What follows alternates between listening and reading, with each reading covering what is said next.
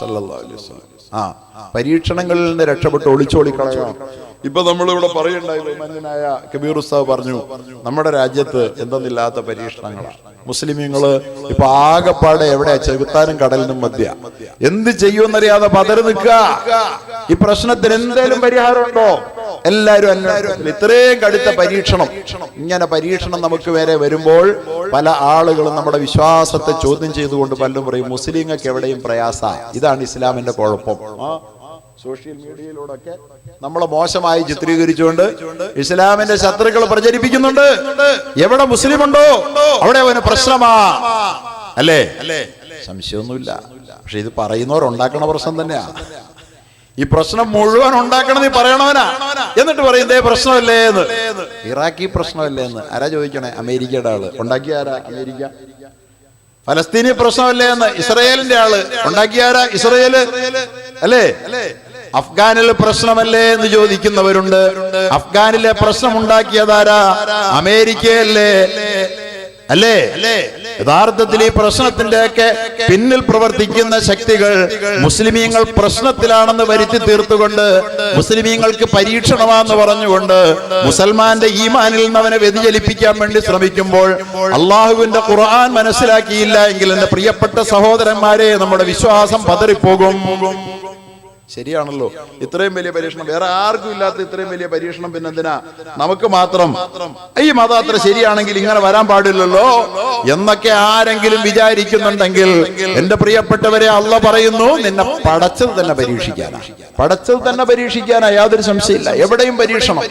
തുർക്കിയിൽ പരീക്ഷണം, ഖത്തറിൽ പരീക്ഷണം, ഫലസ്തീനിൽ പരീക്ഷണം, അങ്ങനെ അങ്ങനെ അങ്ങനെ ലോകത്തിന്റെ പല കോണുകളിലും പരീക്ഷണങ്ങളുടെ കഥകൾ നമ്മൾ നിരന്തരം ഇന്നലകളിൽ കേൾക്കുകയായിരുന്നു.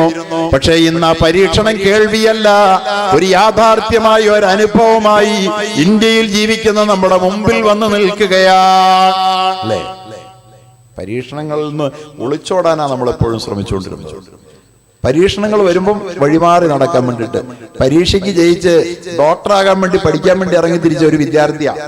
അവൻ പരീക്ഷയുടെ സമയമാകുമ്പോൾ പരീക്ഷ പേടികൊണ്ട് എക്സാമിൽ പങ്കെടുക്കാതെ മാറി നിൽക്കും. അവൻ ഡോക്ടർ ആവുമല്ലോ, അല്ലേ? അവൻ എഞ്ചിനീയർ ആവുമല്ലോ, അല്ലേ?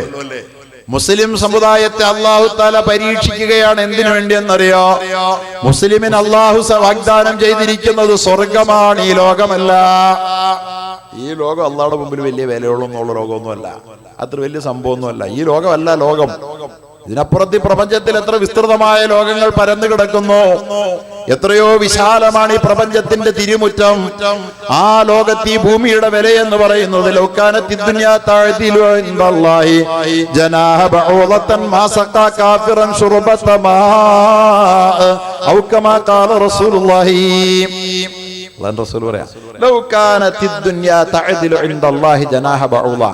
ഈ മഹാപ്രപഞ്ചത്തിൽ ഈ ഭൂമിക്ക് ഒരു കൊതുകിന്റെ ചിറകിന്റെ തൂക്കമുണ്ടായിരുന്നെങ്കിൽ, ഈ മഹാപ്രപഞ്ചത്തിൽ അള്ളാഹുവിന്റെ വിശാലമായ ലോകത്ത് ഈ ഭൂമി എന്ന് പറയുന്ന മനുഷ്യൻ ജീവിക്കുന്ന ഈ ഭൂമിക്ക് ഒരു കൊതുകിന്റെ ചിറകിന്റെ വിലയുണ്ടായിരുന്നുവെങ്കിൽ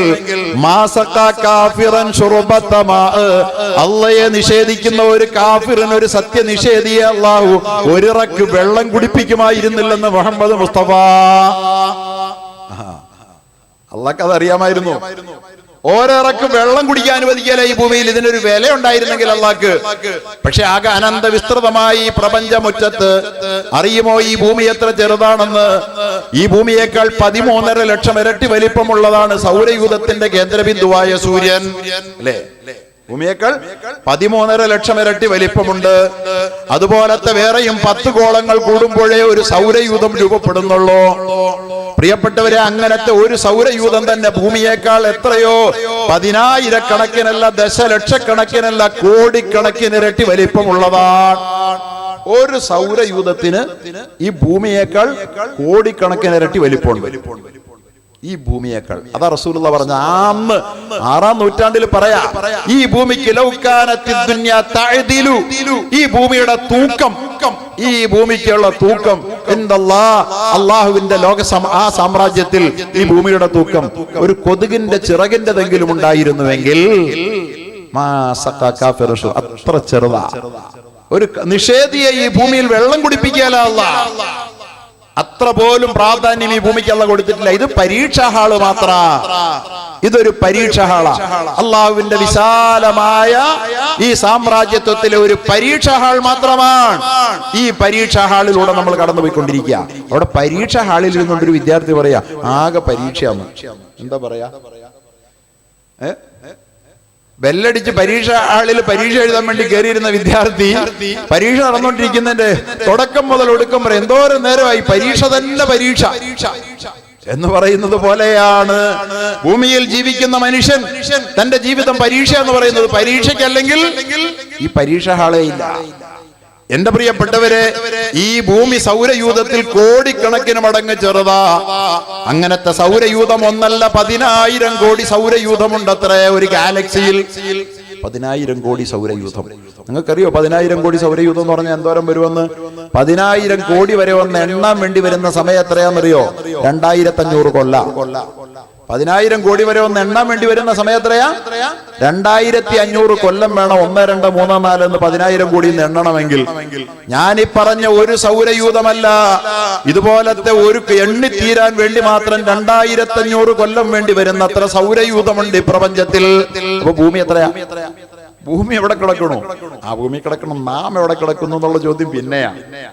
ആ ഭൂമിയിലെ നാം പിന്നെ എന്തോരുണ്ടെന്നുള്ളത് വേറൊരു ചോദ്യം. അപ്പൊ ഈ 10,000 കോടി സൗരയൂഥങ്ങൾ കൊണ്ട് പ്രപഞ്ചം തീരുന്നോ? അതുമില്ല. 10,000 കോടി സൗരയൂഥം കൂടിയാൽ ഈ ലോകത്തൊരു ഗാലക്സി മാത്രമേ ആവുകയുള്ളൂ.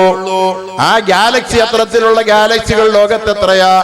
20,000 കോടി ഗാലക്സിയാ കണ്ടുപിടിക്കപ്പെട്ട ലോകത്ത്. അല്ലാഹു അക്ബർ. എന്താണ് ഈ പ്രപഞ്ചത്തിന്റെ വിശാലത? ആ പ്രപഞ്ച വിശാലതകളിൽ ഈ ലോകത്ത് ജനിക്കാനും ജീവിക്കാനും വിധിക്കപ്പെട്ട അല്ലെങ്കിൽ അള്ളാഹു തെരഞ്ഞെടുത്ത ഈ കീടമാകുന്ന മനുഷ്യനെ അള്ളാഹു താല ഈ ലോകത്തേക്ക് അയച്ചിരിക്കുന്നത് ഈ ലോകത്തിൽ അവന്റെ ജീവിതം ഒതുങ്ങാനല്ല. ഈ ലോകത്തിൽ ഒതുങ്ങേണ്ട ഒരു ജീവിതം അല്ലിത്. ഈ ലോകത്തിൽ ഒതുങ്ങേണ്ട ജീവിതത്തിന് ഇത്രയും വലിയ ആസൂത്രണമൊന്നും വേണ്ട. വെറും പാറ്റകൾ, കീടങ്ങൾ, ജന്തുക്കളൊക്കെ പോലെ ആയാൽ മതി. ഇത്രയും വലിയ ബുദ്ധിശക്തിയുടെ ആവശ്യം വേണ്ട. ചന്ദ്രനിൽ കാലുകുത്താൻ മാത്രം ബുദ്ധിപരമായ വികാസം നേടേണ്ട കാര്യമില്ല. അതുപോലെ തന്നെ എവറസ്റ്റ് താണ്ടാൻ പറ്റുന്ന വിധത്തിൽ, ആകാശത്തിൽ പക്ഷികളെ പോലെ ഊളിയിട്ട് പറക്കാൻ പറ്റുന്ന വിധത്തിൽ, സമുദ്രത്തിന്റെ അടിത്തട്ടിലൂടെ മത്സ്യങ്ങളെ പോലെ ഊളിയിട്ട് സഞ്ചരിക്കാൻ പറ്റുന്ന വിധത്തിൽ വളരാനും വികസിക്കാനും കഴിയുന്ന ഒരു ബുദ്ധി ഈ ഭൂമിയിൽ ജീവിച്ച് ചത്തുപോകാൻ വേണ്ടിയുള്ള ഒരു മനുഷ്യന് കൊടുക്കേണ്ട കാര്യമില്ല. അങ്ങനെ കൊടുക്കേണ്ട കാര്യമില്ല. ഈ മനുഷ്യന്റെ ഭാവനകൾ അതിരുകളില്ലാത്ത ഭാവനകളാണ്. ഇത്രയും വലിയ ഭാവന ഈ പ്രപഞ്ചത്തിലുള്ള വേറൊരു ജീവിയും ഇല്ല. ആ ഭാവനകൾ എന്റെ പ്രിയപ്പെട്ടവരെ ഈ ഭൂമിയുടെ അതിരുകളിൽ ഒതുങ്ങുന്നവനല്ല താനെന്ന് അവനോട് എത്രയോ വട്ടം വിളിച്ചു പറയുന്നുണ്ട്. ഈ ഭൂമി നിനക്ക് ഉള്ളതല്ല, നീ ഈ ഭൂമിയിൽ ഒതുങ്ങുന്നവനല്ല നീ എന്ന് എന്റെ എന്റെ ബുദ്ധിയും എന്റെ ഭാവനയും എന്നെ ഓരോ ദിവസവും വിളിച്ചു പറയുന്നില്ലേ? ഇല്ലേ? ഇവിടുന്ന് മൈനാഗപ്പള്ളി വരെ പോകണമെങ്കിൽ എത്ര സമയം വേണം? 1.5 മണിക്കൂർ വേണ്ടി വരും നടന്നു പോകാൻ, എന്റെ ബോഡിക്ക്, എന്റെ ശരീരത്തിന്, അല്ലേ? പക്ഷെ എന്റെ ഭാവനയ്ക്കോ എന്റെ മനസ്സിന് മൈനാഗപ്പള്ളി പോകാനോ തിരുവനന്തപുരം പോകാനോ നിമിഷം വേണ്ട. വാഷിംഗ്ടണിൽ പോകാൻ സമയം വേണ്ട. ഷാർജയിൽ പോകാൻ സമയം വേണ്ട. ലോകത്തിന്റെ ഒരു കോണിലും പറന്നു ചെല്ലാൻ എന്റെ മനസ്സിന് സമയം വേണ്ട. സൗരയൂഥത്തിൽ കടന്നു പോകാൻ സമയം വേണ്ട. ഗാലക്സികൾ താണ്ടാൻ സമയം വേണ്ടാത്ത, ആർക്കും പിടിയിൽ ഒതുക്കാൻ കഴിയാത്ത അനന്തമായ ഭാവനകളെ ഉള്ളിൽ ഒതുക്കി നിൽക്കുന്ന ഈ വിശ്വമഹാപ്രപഞ്ചത്തിലെ അത്ഭുതമാണ് മനുഷ്യൻ. ഇതൊരു വല്ലാത്ത സാധന. ഈ മനുഷ്യനെ ഇത്രയും ഭാവന നൽകി, ഇത്രയും മേധാശക്തി നൽകി, ഇത്രയും ബുദ്ധി നൽകി, ഇത്രയും ചിന്ത നൽകി, ഇത്രയും വാക്ക് വൈഭവം നൽകി. നമ്മൾ ആരാണ് യഥാർത്ഥത്തിൽ? ഇതൊക്കെ ഒന്ന് പരീക്ഷിക്കാൻ ഇതിലൊരു എക്സാമിനേഷൻ ഇല്ലെങ്കിൽ പിന്നെ എന്താ ഇതിനൊക്കെ ഒരു അർത്ഥമുള്ളത്? ഇതിനൊക്കെ ഒരു എക്സാമിനേഷൻ ഇല്ലെന്ന് പറഞ്ഞാൽ പിന്നെന്താ അർത്ഥമുള്ള? കന്നാലി നമ്മൾ തുല്യ എന്ന് പറഞ്ഞാല് എന്താണ് വജസ്സുകൾ? നമ്മുടെ വാക്കുകളോ മനസ്സിലൊരു ആശയം നിരൂപിച്ചാൽ മാത്രം മതി. ഒന്നാലോചിക്കാൻ പോലും നേരമില്ലാതെ നമ്മുടെ വാക്കുകളിലൂടെ അനർഘമായ വാക്പ്രവാഹമായി അത് ഒലിച്ചിറങ്ങുകയാണ്. ഇത്തരത്തിൽ ലോകത്തൊരു ജീവിയും വേറെ ഇല്ല. അങ്ങനെ അത്ഭുതകരമായ വാക്കുശേഷി കൊണ്ട് അനുഗ്രഹീതനായവൻ, അത്ഭുതകരമായ ചിന്താശേഷി കൊണ്ട് അനുഗ്രഹീതനായവൻ, അനുഗ്രഹീതമായ ബുദ്ധിശക്തി കൊണ്ട് അനുഗ്രഹീതനായ ഈ മനുഷ്യനെ അല്ലാഹു തആല പടച്ചത് തന്നെ പരീക്ഷിക്കാൻ വേണ്ടിയാണ്, അല്ലെങ്കിൽ പടയ്ക്കുമായിരുന്നില്ല. വല്ലദീ ഖലഖൽ മൗത വൽ ഹയാത ലിയബ്ലുവകും അയ്യുക്കും അഹ്സനു അമലാ വഹുവൽ അസീസുൽ ഗഫൂർ.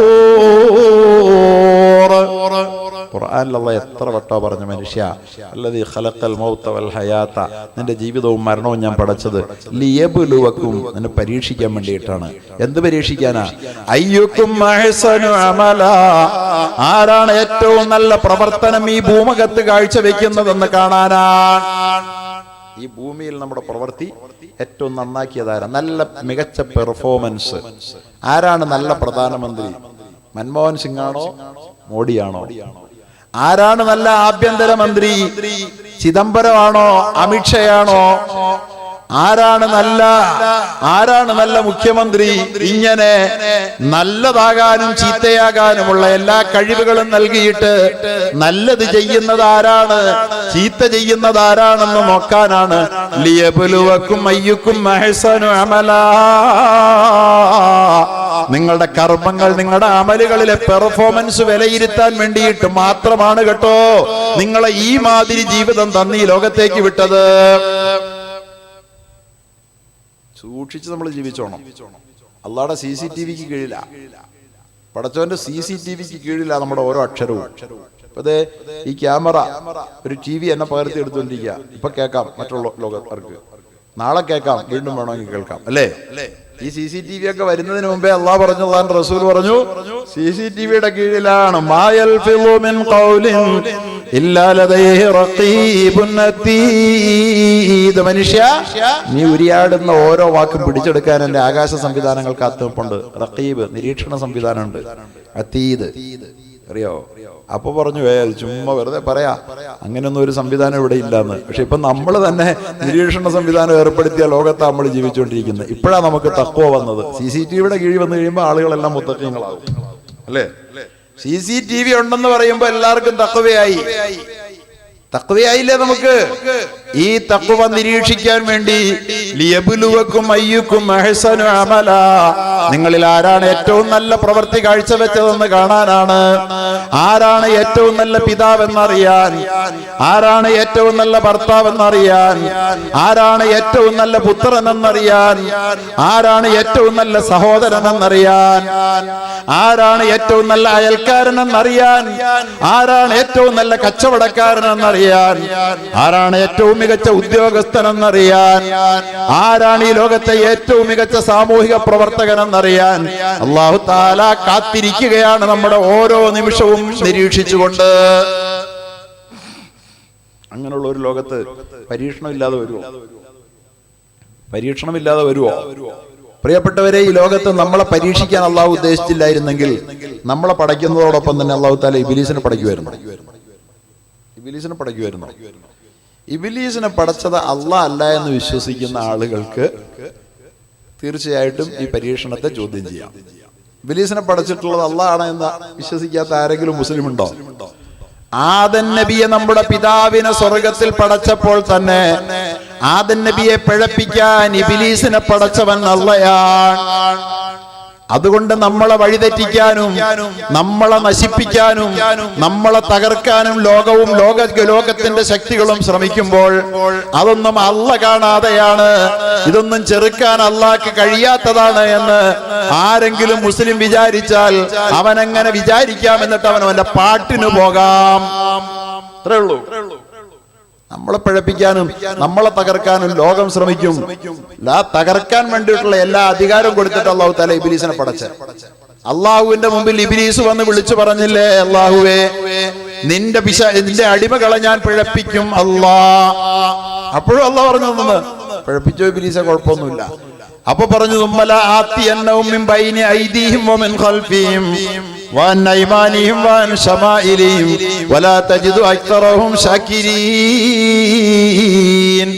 അള്ളാഹ് അവരുടെ മുമ്പിൽ കൂടെ ഞാൻ ചെല്ലും, അവരുടെ പുറകിൽ കൂടെ ചെല്ലും, വലത്തോടെ ചെല്ലും, ഇടത്തോടെ ചെല്ലും. അവരിൽ അധിക പേരത്തെയും നിനക്ക് നന്ദി ചെയ്യുന്നവരായി കാണാൻ ഞാൻ അനുവദിക്കുകയില്ല പടച്ചവനെ എന്ന് പറഞ്ഞപ്പോൾ അല്ലാഹു തആല പറഞ്ഞു, അതും സമ്മതിച്ചു. അതും സമ്മതിച്ചു എന്ന് അല്ലാഹു തആല പറഞ്ഞു. അപ്പൊ എന്റെ പ്രിയപ്പെട്ട സഹോദരന്മാരെ, ഇബ്ലീസിനെ പടച്ചുകൊണ്ട് നമ്മുടെ ജീവിതത്തിന് പരീക്ഷണം വെച്ച അല്ലാഹ്, ആ ഇബ്ലീസിന്റെ ശക്തികൾ ഈ ലോകത്ത് നിലനിൽക്കുന്നിടത്തോളം കാലം നമ്മെ തകർക്കാൻ, നമ്മെ പിഴപ്പിക്കാൻ, നമ്മെ ശശിപ്പിക്കാൻ ഇബ്ലീസിയൻ ശക്തികൾ ശ്രമിക്കും. ലോകത്ത് ഇസ്ലാം അനുഭവിച്ചുകൊണ്ടിരിക്കുന്ന പ്രശ്നം ഇബ്ലീസിയൻ ശക്തികളുടേതാണ്, അല്ലാതെ വേറെ ആരുടെ അല്ല.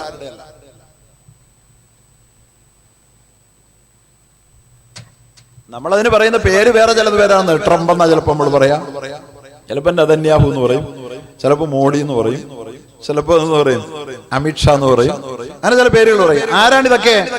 ഇബ്ലീസിയൻ ശക്തികളാണ്. ഇസ്ലാമിന്റെ എതിർദിശയിൽ നിലയുറപ്പിച്ചിരിക്കുന്ന ശക്തികൾ ആദമിന്റെ എതിർദിശയിൽ നിലയുറപ്പിച്ച അതേ ശക്തി തന്നെയാണ്. ആ ശക്തിയുടെ പേരാണ് ഇബ്ലീസ്. ഇബ്ലീസിന്റെ പ്രവർത്തനം സ്വർഗത്തിൽ ആരംഭിച്ചെങ്കിൽ ഈ ലോകത്ത് മനുഷ്യൻ വന്നിറങ്ങിയ അന്നു മുതൽ ഇബ്ലീസും അവന്റെ അനുയായികളും ഈ മനുഷ്യരാശിയെ വഴിപിഴപ്പിക്കാൻ വേണ്ടി കിണഞ്ഞ് ശ്രമിച്ചുകൊണ്ടിരിക്കുകയാണെങ്കിൽ എന്റെ പ്രിയപ്പെട്ടവരെ, ഇബ്ലീസ് പണി നിർത്തുമെന്ന് ഖുർആൻ പറഞ്ഞിട്ടില്ല, ഇബ്ലീസ് പണി നിർത്തുമെന്ന് ഹദീസ് പഠിപ്പിച്ചിട്ടില്ല, പുണ്യ റസൂൽ നമ്മോട് പറഞ്ഞിട്ടില്ല. എക്കാലത്തും ഇബ്ലീസ് ആക്റ്റീവാണ്. പലരും ഇബ്ലീസ് ആക്റ്റീവാണ്. ആ ആക്റ്റീവായ ഇബ്ലീസിനെ നേരിട്ട് കൊണ്ടല്ലാതെ ഈ ലോകത്ത് രക്ഷപ്പെട്ട, വിജയിച്ച, അള്ളാഹുവിന്റെ പ്രീതി നേടിയ ഒരൊറ്റ വ്യക്തിയും കടന്നു പോയിട്ടില്ല. ഒരൊറ്റയാള് പോലും. ശക്തമായ പോരാട്ടം. അക്കാര്യത്തിൽ ഏറ്റവും മികച്ച മാതൃക പ്രവാചകന്മാരാണ്, നബിമാരാ. നബിമാരുടെ ചരിത്രം അല്ലാഹു തആല പറഞ്ഞു തരുന്നത് പരീക്ഷണത്തിൽ മുസൽമാൻ പതറുണ്ടായെന്ന് പരിചയപ്പെടുത്താൻ വേണ്ടിയിട്ടാണ്. പരിശുദ്ധ ഖുർആനിൽ ഏതെങ്കിലും ഒരു ഭാഗത്ത് അല്ലാഹു സുബ്ഹാനഹു വ തആല മാനവരാശിയെ അഭിസംബോധന ചെയ്യുന്നത് മുഴുവൻ നബിമാരെ പരിചയപ്പെടുത്തിക്കൊണ്ടാണ്. നബിമാരെ പറയാതെ ഖുർആൻ ഒന്നും പറയണില്ല.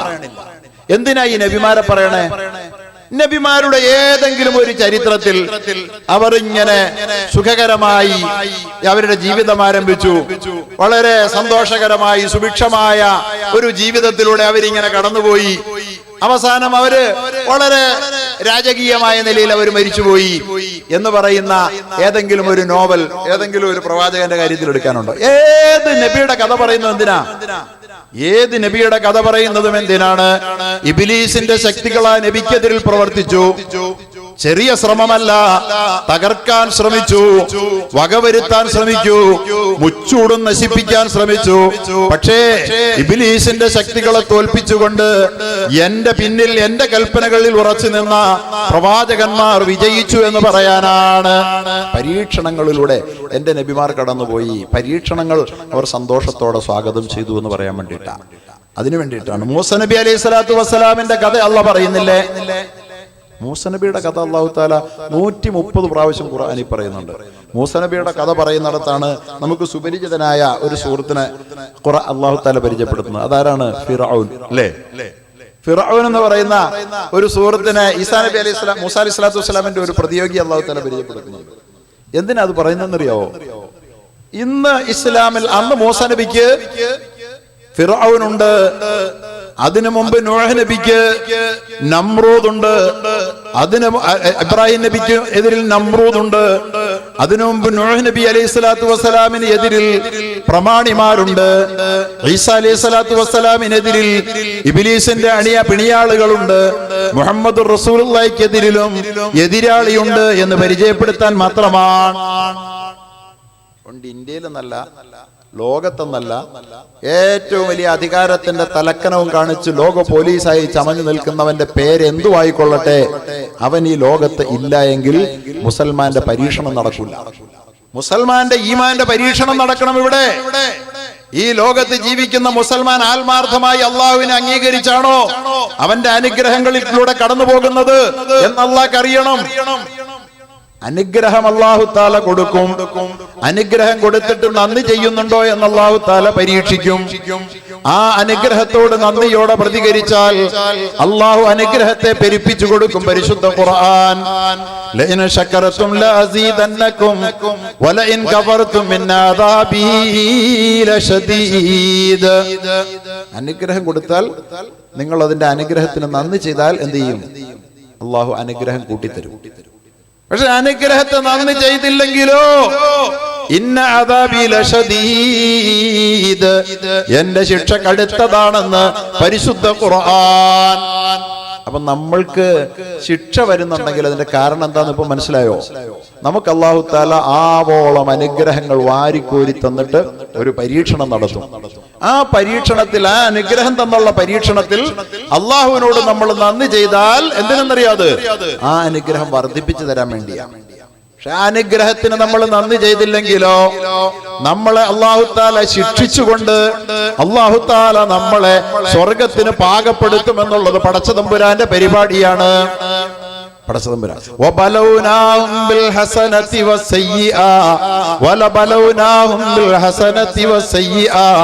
നാം അവരെ നന്മ കൊടുത്തൊന്ന് പരീക്ഷിച്ചു നോക്കും, പിന്നീടോ തിന്മ കൊടുത്തായിരിക്കും പരീക്ഷിക്കുക. എന്തിനാ? നന്മ ആവോളം തന്നു. നോക്ക്, നമ്മുടെ കേരളത്തെ സംബന്ധിച്ചിടത്തോളം നമുക്ക് അല്ലാഹു തആല തന്ന അനുഗ്രഹങ്ങൾക്ക് വല്ല കണക്കുണ്ടോ? നന്മ തന്നു നമ്മളെ അല്ലാഹ് പരീക്ഷിച്ചതിന് ഇന്നലകളിൽ നമുക്ക് സങ്കല്പിക്കാൻ പറ്റാത്ത വിധത്തിലുള്ള അനുഗ്രഹങ്ങളല്ലേ നമുക്ക് അല്ലാഹു തആല തന്നത്. ഇപ്പൊ പ്രളയം വന്നു, അതുപോലെ പല പരീക്ഷണങ്ങൾ നമ്മുടെ ജീവിതത്തിലൂടെ കടന്നുപോയി. വാസ്തവത്തിൽ ഇപ്പൊ NRC ആണ് നമ്മളെ എല്ലാരെയും പിടിച്ചു ഞെരുക്കുന്ന സംഗതിയെങ്കിലും NRCയെക്കാളും വലിയൊരു സംഭവം അതിനു മുമ്പും വന്നായിരുന്നു. അത് നമ്മൾ മറന്നുപോയതാ. അത് പ്രളയമാ. ഇപ്പോ ഈ പ്രളയ ജലം കേരളത്തെ മുക്കിക്കൊല്ലും എന്ന വിധത്തിൽ പ്രളയം കയറി വന്നു. അല്ലാഹു തആല നമ്മുടെ ഈ സുഭിക്ഷത നിറഞ്ഞ ഒരു നാടിനെ അല്ലാഹു തആല അനുഗ്രഹം കൊണ്ട് പരീക്ഷിച്ചപ്പോൾ ആ അനുഗ്രഹത്തോട് നന്ദി ചെയ്യുന്നുണ്ടോ? ലിയബ്ലുവക്കും അയ്യുക്കും അഹ്സനു അമല, നമ്മുടെ പെർഫോമൻസ് എന്തായിരുന്നു എന്നറിയാൻ ആഗ്രഹിച്ച അല്ലാഹ് ആ പെർഫോമൻസ് മികച്ചതാക്കി കാട്ടിക്കൊടുക്കാൻ കഴിയാതെ പോയത് നമ്മുടെ നാടിന്റെ, നമ്മുടെ കേരളത്തിന്റെ ശാപമല്ലേ? നല്ല നില കാണിച്ചു കൊടുക്കാൻ പറ്റിയോ? പരീക്ഷണത്തെ കുറിച്ച് അല്ലാഹ് പറയുന്നത് എന്താ? മനുഷ്യനെ അല്ലാഹു തആല പരീക്ഷണത്തിന് വിധേയമാക്കുമ്പോൾ എങ്ങനെ?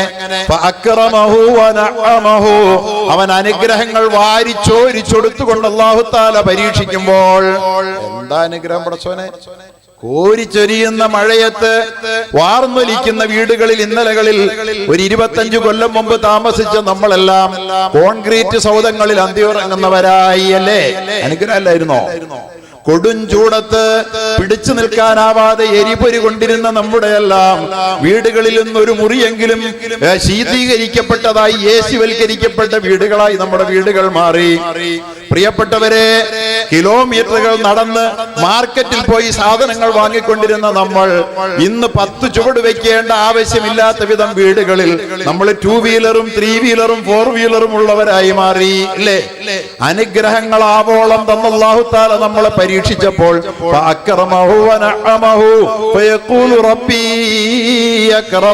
അവൻ പറഞ്ഞു, അല്ലാഹ് എന്നെ അംഗീകരിച്ചിരിക്കുക, ബഹുമാനിച്ചിരിക്കുക, ഇപ്പൊ വലിയ നിലയിലും വിലയിലുമാണ് ഞാൻ എന്ന് പറഞ്ഞവൻ ഇങ്ങനെ പൊങ്ങി നടന്നു. എന്നാൽ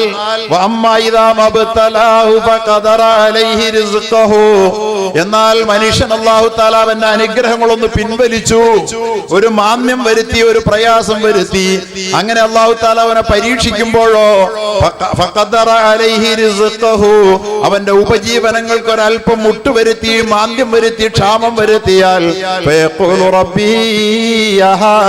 അപ്പൊ മനുഷ്യൻ പറയും, ഓ അല്ലാഹ് എന്നെ കൈവിട്ട് കളഞ്ഞല്ലോ, ഞാൻ ഇങ്ങനെയൊക്കെ നടന്നിട്ടും എന്നെ അല്ലാഹ് ഇങ്ങനെ ആക്കി കളഞ്ഞല്ലോ. പറയരുത് കൂട്ടരെ, പറയരുത്. അങ്ങനെ ഞാൻ നിസ്കരിച്ചിട്ടും നോമ്പ് വെച്ചിട്ടും അല്ലാഹു തആല എനിക്ക് പ്രയാസം വരുത്തിയത് എന്താ?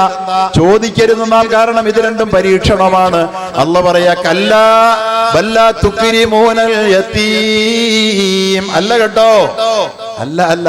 തന്നപ്പോ നിന്നെ ബഹുമാനിച്ചതോ എടുത്തപ്പോ നിന്നെ നിന്ദിച്ചതോ അല്ല. ബല്ലാ തുക്രിമൂനൽ യതീം.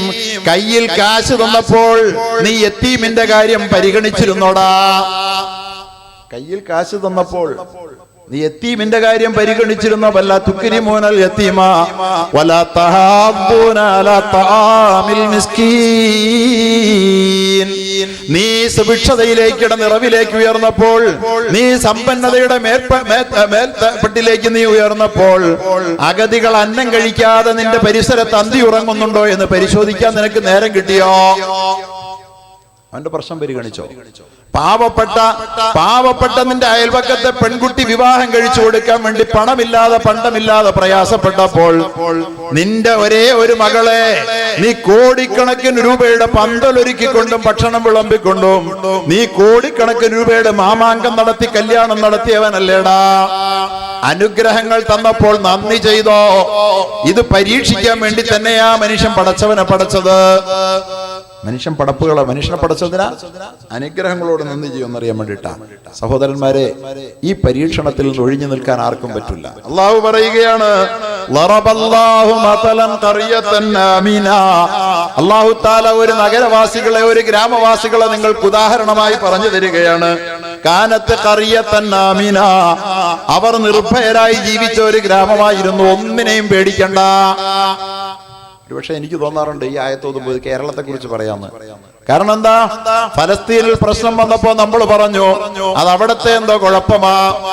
അഫ്ഗാനിൽ പ്രശ്നം വന്നപ്പോ പറഞ്ഞു അത് അവരുടെ എന്തോ കുഴപ്പമാ, നമുക്കൊന്നും പേടിക്കണ്ട. ഇറാഖിൽ പ്രശ്നം വന്നപ്പോ പറഞ്ഞു നമുക്ക് പേടിക്കണ്ട, കാനത്ത് ഖറിയത്തൻ ആമീന. ഉത്തർപ്രദേശിൽ പ്രശ്നം വന്നപ്പോ നമ്മൾ പറഞ്ഞു അത് അവിടത്തെ പ്രശ്നമാ, നമ്മളെ അത് ബാധിക്കില്ല. ബോംബെയിൽ കലാപം നടന്നപ്പോ നമ്മൾ പറഞ്ഞു അത് നമ്മളെ ബാധിക്കില്ല, നമുക്ക് പേടിക്കണ്ട. കാനത്ത് ഖറിയത്തൻ ആമീന, ഒട്ടും പേടിക്കാതെ ജീവിച്ച ഒരു നാടായിരുന്നു അത്. അല്ല പറയാൻ ഒന്നും പേടിക്കണ്ട, നിർഭയമായി ജീവിച്ചു. മുത്തുമഇന്നതൻ, സ്വസ്ഥമായി ശാന്തമായി അന്തി ഉറങ്ങിയ ഒരു നാടാണ്. അനുഗ്രഹങ്ങൾ അവർക്ക് വേണ്ടി അല്ലാഹു തആല വാരിക്കോരി കൊടുത്തു. എന്നിട്ടോ അവർക്ക് എല്ലാ ഭാഗത്തു നിന്നും ഇങ്ങനെ ഉപഭോഗ വസ്തുക്കൾ കിട്ടിക്കൊണ്ടിരുന്നു, ശമ്പളം വന്നുകൊണ്ടിരുന്നു, അതുപോലെ തന്നെ എല്ലാം കിട്ടിക്കൊണ്ടിരുന്നു. ലോകത്ത് ഉൽപ്പാദിപ്പിക്കപ്പെടുന്ന ഏറ്റവും നല്ല വസ്തുക്കൾ എല്ലാ ഭാഗത്തു നിന്നും മിൻകുല്ലി മക്കാനിൻ, എല്ലാ രാജ്യത്തിൽ നിന്നും വന്നുകൊണ്ടിരുന്നു. ഗൾഫിൽ നിന്ന് വന്നുകൊണ്ടിരുന്നു, ജർമ്മനിയിൽ നിന്ന് വന്നുകൊണ്ടിരുന്നു, അമേരിക്കയിൽ നിന്ന് വന്നുകൊണ്ടിരുന്നു. അങ്ങനെ എല്ലാ നാടുകളിൽ നിന്നും അവർക്ക് അള്ളാഹുവിന്റെ അനുഗ്രഹങ്ങൾ അവരിലേക്ക് ഒഴുകി വന്നുകൊണ്ടിരുന്നു. അവർ പക്ഷെ അള്ളാഹുവിന്റെ അനുഗ്രഹത്തോട് നന്ദിയോടെ പ്രതികരിച്ചില്ല. നന്ദിയോടെ കാണിച്ച എന്താ ചെയ്തേ? കിട്ടിയത് മുഴുവൻ ദൂർത്തടിച്ചു. രണ്ട് മക്കളും മാതാപിതാക്കളും 1000 സ്ക്വയർ ഫീറ്റ് അധികപ്പറ്റാണ്. 3000-ഓ 5000-ഓ സ്ക്വയർ ഫീറ്റ് ഇല്ലാത്ത വീട് വെച്ചൂടാ. കഫറത്ത് ബിഅൻഉമില്ല, എല്ലാ ഭാഗത്തു നിന്നും അവർക്ക് ഇങ്ങനെ വിഭവങ്ങൾ ഒഴുകിയെത്തിക്കൊണ്ടിരുന്നു, റിസ്ക് വന്നു ചേർന്നുകൊണ്ടിരുന്നു, അവർക്ക് പണം വന്നു ചേർന്നുകൊണ്ടിരുന്നു. ശാന്തമായി അന്തി ഉറങ്ങിയിരുന്ന നാടാണ്. കഫറത്ത് ബിഅൻഉമില്ല, അതെല്ലാം ഉപയോഗിച്ച് അവൻ എന്ത് ചെയ്തു? ദശലക്ഷങ്ങളുടെ കൊട്ടാരം കെട്ടി. ദശലക്ഷങ്ങളുടെ കൊട്ടാരം.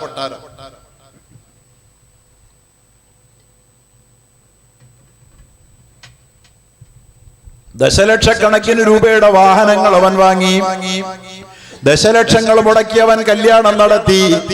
അപ്പോൾ അവൻ ഒട്ടും പരിഗണിച്ചില്ല തന്റെ പ്രയാസം അനുഭവിക്കുന്ന സഹോദരങ്ങളെ അവൻ ഒട്ടും പരിഗണിച്ചില്ല.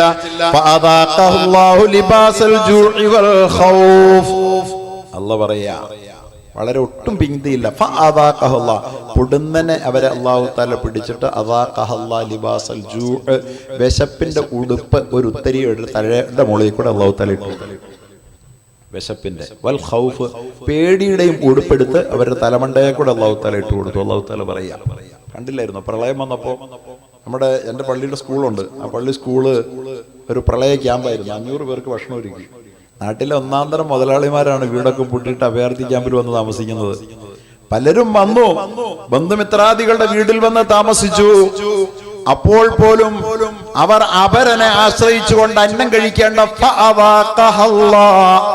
2 നില 3 നില കൊട്ടാരമുള്ളവർ പ്രളയം അവരുടെ വീടിന്റെ മട്ടുപ്പാവിൽ വന്ന് മുട്ടിയപ്പോൾ, പ്രിയപ്പെട്ടവരെ, വീട്ടിലേക്ക് പ്രളയം കടന്നു വന്നപ്പോൾ ചെറുക്കാനാവാതെ വീട്ടിൽ നിന്നിറങ്ങി അഭയാർത്ഥി ക്യാമ്പിൽ അഭയം പ്രാപിച്ചവരെ വിശപ്പ് വേട്ടയാടി.